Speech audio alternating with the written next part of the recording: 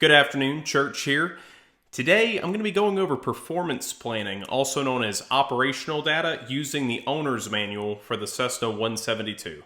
So, first order of business, we want to get in here, go ahead and open up your Goodreader or whatever you're using to have your owner's manual. And we're just going to go ahead and open this up, and we're going to go to section 6, also known as operational data. I would recommend that you bookmark this page, that way you can easily find it for check ride purposes. So one of the many considerations whenever doing this performance planning is the fact that if you're doing this performance planning using an owner's manual and not a POH, you're probably not dealing with a brand new aircraft. All of this information is based on the results of a brand new aircraft. You can anticipate that your aircraft will perform worse than what you planned. So if you're operating in an environment that is at the very edge of your planning limits, you may want to reconsider. So the first chart that you'll get to within the operational data section is the airspeed correction table. If you're using an analog gauge, or steam gauge as they're called, you will use this table to determine your calibrated airspeed.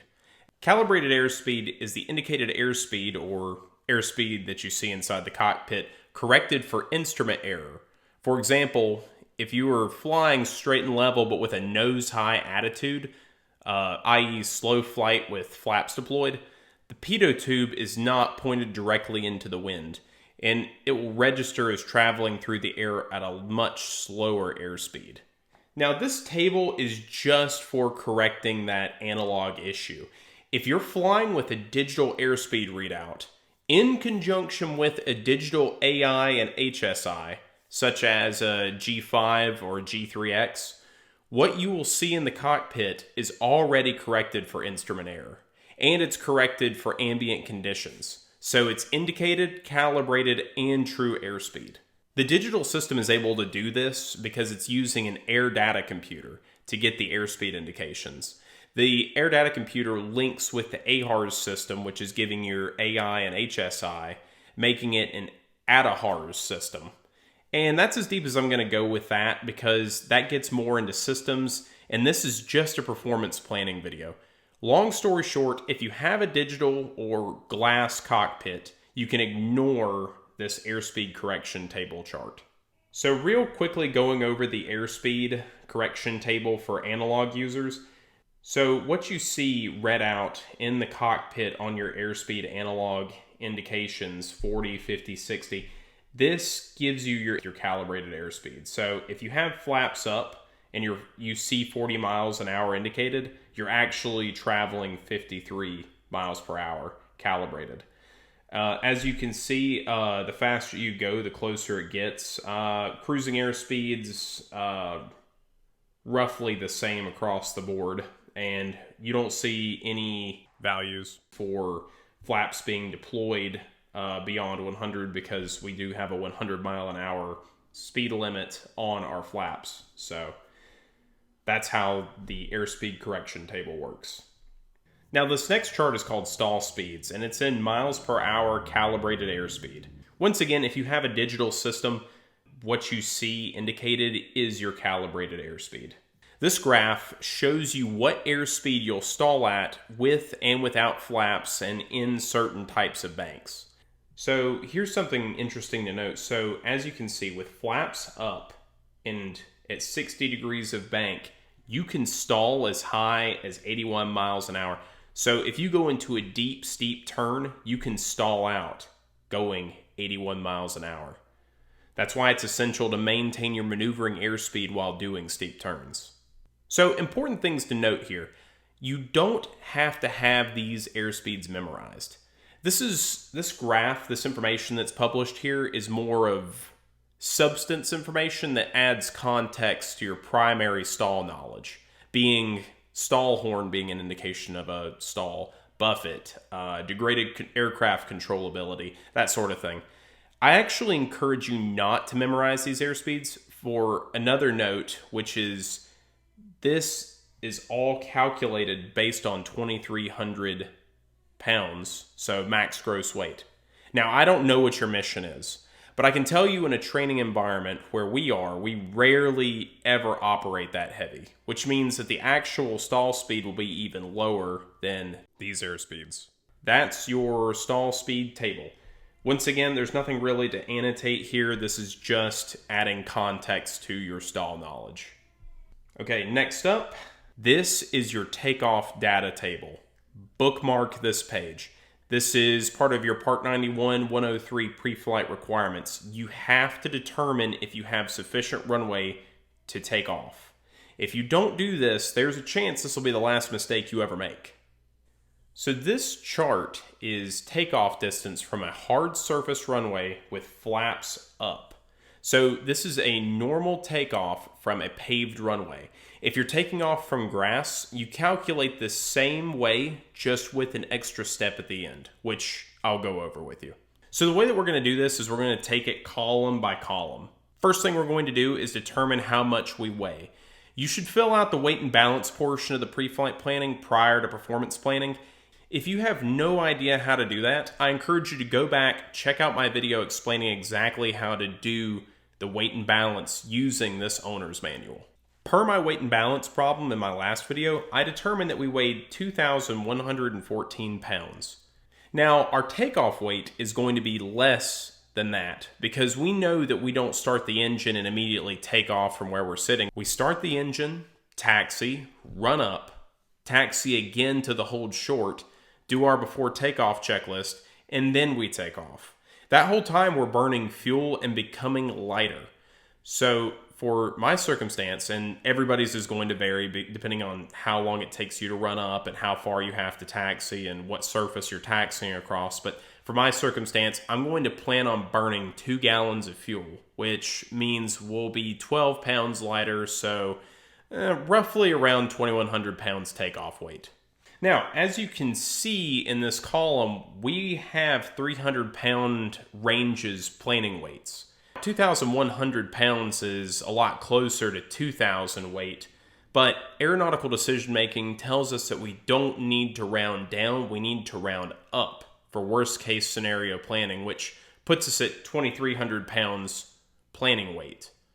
What I want you to do now is put a box around the whole row for 2,300. Okay. Now, next column, indicated airspeed at 50 miles per hour.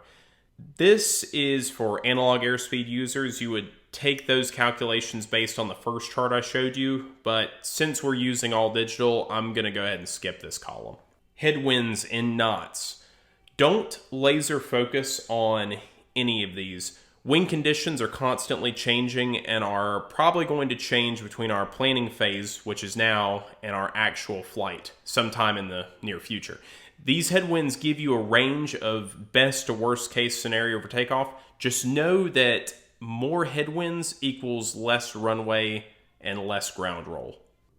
Hang on, I'm going to rotate the screen so we can see this chart a little bit better.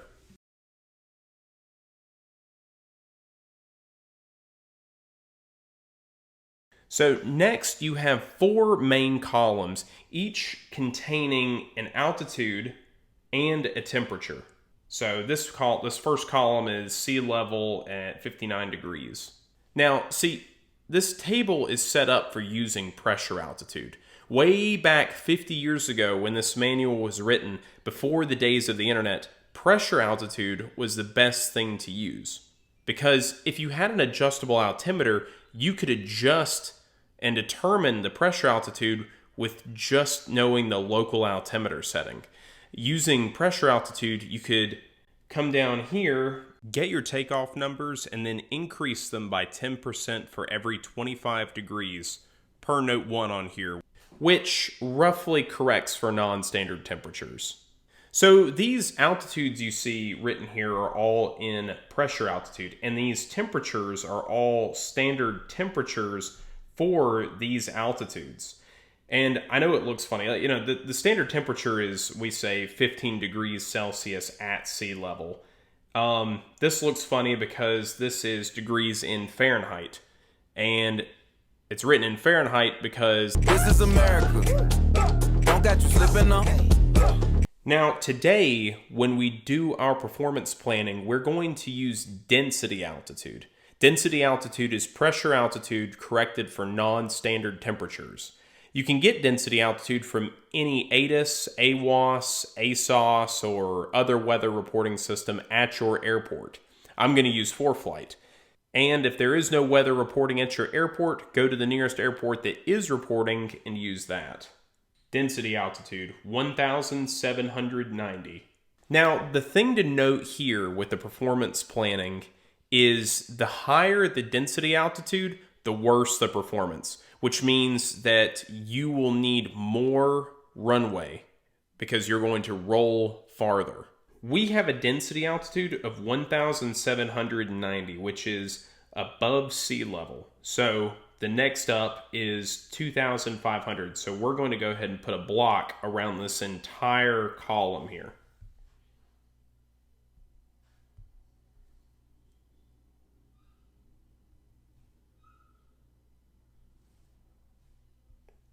I'm going to change the color of it, that way it's more distinctive. All right, so the part where the two boxes converge, that is your takeoff data. As you see here, there's two separate columns here. Let's break down what these mean. You determine your ground run to make sure that your takeoff runway is long enough to get you off the ground. And this is particularly useful if you have something that's flat on the ground that ends your runway, such as like a body of water or a pond or something. You have to be off the ground prior to that. Total to clear a 50-foot obstacle. Now, this is a little bit more applicable to me in South Alabama because we're in flatlands, so we don't really have to worry about ponds at the end of the runway, but we do have a lot of trees on short fields. So total to clear a 50-foot obstacle means the ground run, so it's this, plus however much distance it takes for you to climb to 50 feet above ground level to clear an obstacle.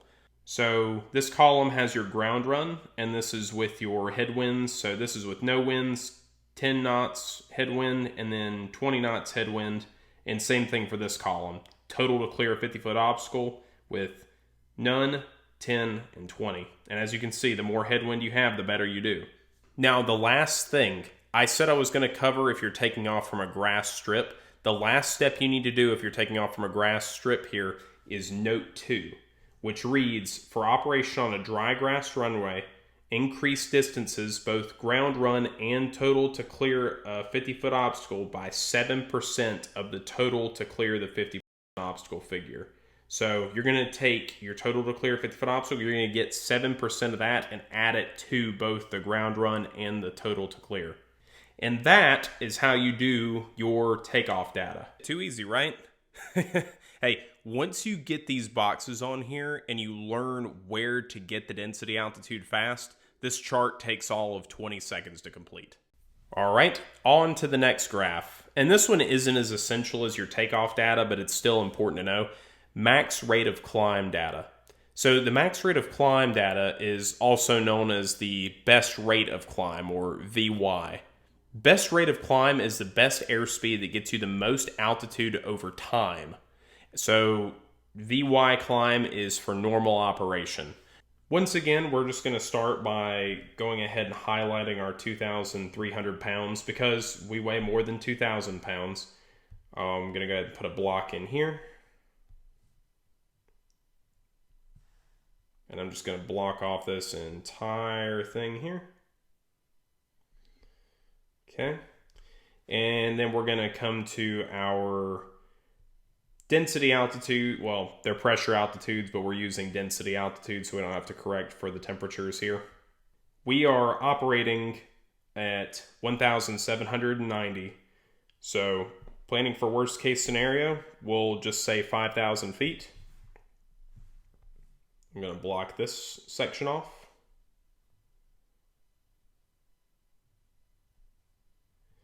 Cool.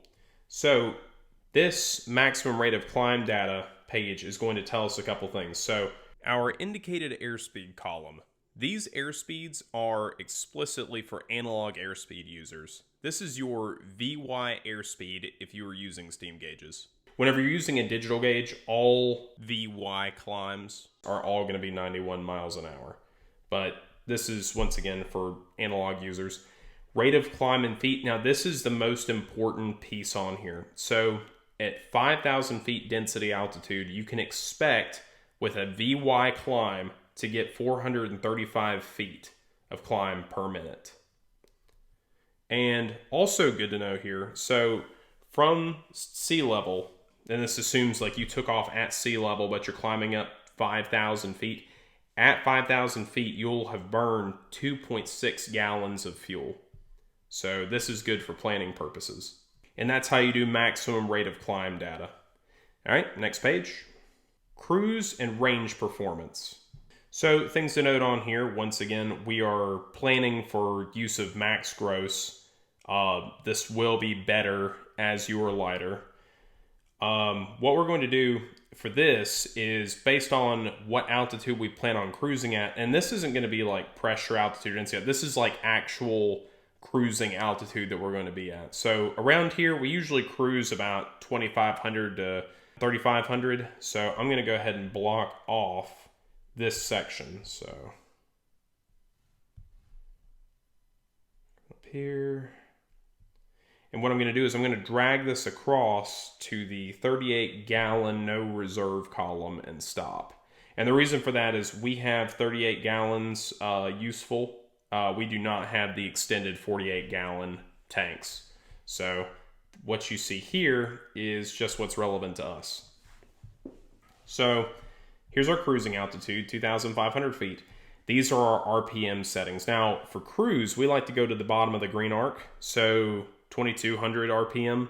Now this next column is percent brake horsepower. I'm not going to get into the technicals about this, but basically whenever you have 2,200 RPM at this altitude, while in forward flight, you're going to be making roughly 52 horsepower. So next is true airspeed in miles per hour. Now, once again, this is for our analog users. Digital automatically calculates this for you, so what you see indicated is your true airspeed. But if you're using steam gauges, true airspeed is indicated airspeed that is corrected for temperature and pressure variables. So if you are cruising at 2,200 RPM at 2,500 altitude, your airspeed will true out at 103 miles an hour, which looks about right from what I've seen. Now, this next one, for planning purposes, is extremely good. Gallons per hour. So whenever you are doing 2,500 cruise with 2,200 RPM, you're only burning 6.3 gallons per hour. And then you can come over here, endurance. So if we maintain 2,200 RPM at this altitude, we could get 6.1 hours of flight time and range of 625. Now, this is no reserve, meaning that with 38-gallon tanks capped off, if we cruised at those standards, that means that you're flying until the engine literally stops spinning because you are completely out of fuel, which is not allowed. It's not legal to do that and not safe, but this is what your endurance is and this is your range. And that is your cruise and range performance. This next chart is your landing data. Once again, bookmark this page. Very important. While there's not a whole lot to do here because everything is based off max gross weight, you do need to put a square around your ambient conditions. So once again, this chart is just like all the other charts. It was based around pressure altitude, but we can use density altitude to be more accurate. We're not at sea level. So next up is 2,500 because Karen's was reporting 1,790. So we will put our box around this.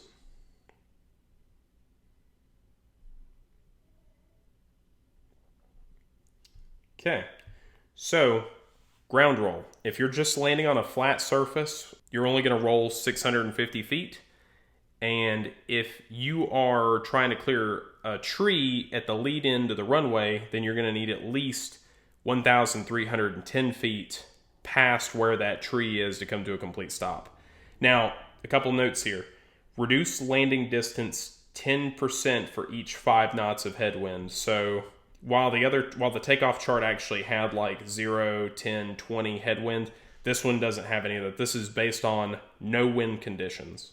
And once again, this is a dynamic number. Like I said, don't get laser focused in on that. I would actually plan for worst case scenario, which is no wind.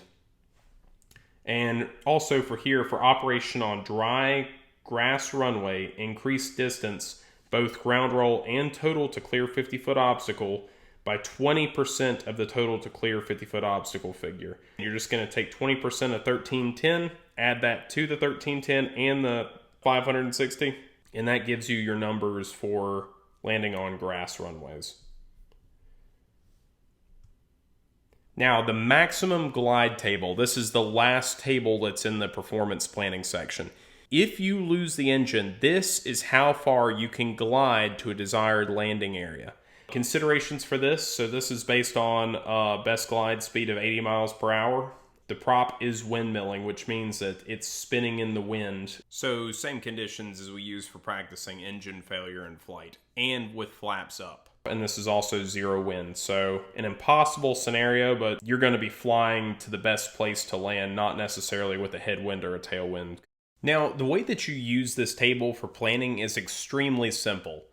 All you have to do is put a horizontal line at the altitude that you plan to cruise at. So about 3,000, I'll take this straight across here. The next thing you're going to do is where this diagonal line that's already on the graph intersects, you're going to put another line vertically.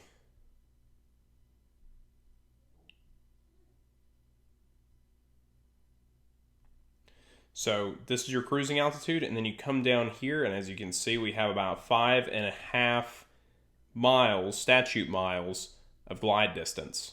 Now, just to reiterate, reality will differ from this chart a bit based on if you have a headwind, a tailwind, or if, for instance, you lose your oil pressure in the engine and propeller seize up and it's no longer windmilling, then that's going to change how far you glide. Remember, the world's shortest unknown runway is always better than the world's longest unknown road. Because remember, what do all roads have? Wires. Power lines and wires will cut through you and your aircraft like dental floss through a stick of butter. Having this information can save your life in the event that you lose your engine. And that's how you do performance planning in the Cessna using the owner's manual. If you have any questions, leave them in the comments section below and let me know what you want to see next. This has been Church.